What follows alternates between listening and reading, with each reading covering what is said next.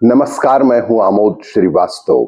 Amazing thought, amazing message, amazing information की दिशा में आज एक कदम और आगे। आज के इस चिंतन का विषय है उपासना। आपको ये मेरा वीडियो अच्छा लगे तो लाइक करें, शेयर करें और लाल बटन दबाकर सब्सक्राइब अवश्य करें। साथ ही बेल आइकन दबाना बिल्कुल ना भूलें। आज के इस चिंतन का विषय है उपासना। अपनी उपासना को स्वयं ही जांचिए। उपासना का अर्थ है पास बैठना। साधारण वस्तुएं तथा प्राणी अपनी विशेषताओं की छाप दूसरों पर छोड़ते हैं, तो परमात्मा के समीप बैठने वालों पर दैवी विशेषताओं का प्रभाव क्यों न पड़ेगा। किसी व्यक्ति की उपासना सच्ची है या झूठी है, उसकी एक ही परीक्षा है कि अंतर आत्मा में संतोष, प्रफुल्लता, आशा, विश्वास और सद्भावना का कितनी मात्रा में अवतरण हुआ है। यदि वह गुण नहीं आए हैं और हीन वृत्तियां घेरे हुए हैं, तो समझना चाहिए कि वह व्यक्ति पूजा पाठ चाहे कितना ही क्यों न करता हो, उपासना से अभी वह बहुत बहुत दूर ही है।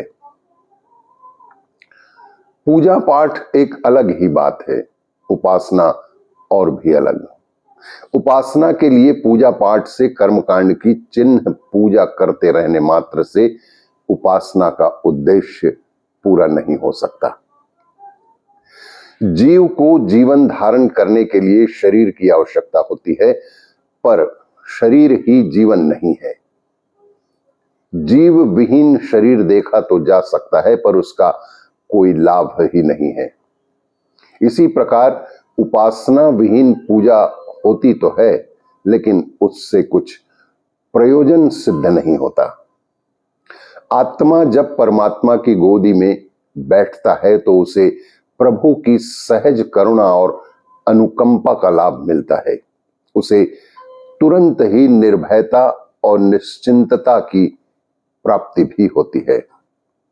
हानि, घाटा, रोग, शोक, बिछोह, चिंता, असफलता और विरोध की विपन्न स्थितियों से भी उसे विचलित होने की आवश्यकता नहीं पड़ती।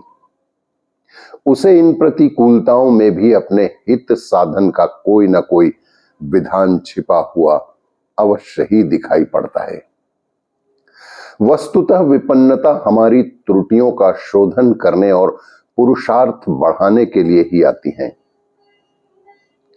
आलस्य और प्रमाद को, अहंकार और मत्सर को मनोभूमि से हटाना ही प्रतिकूलताओं का उद्देश्य होता है।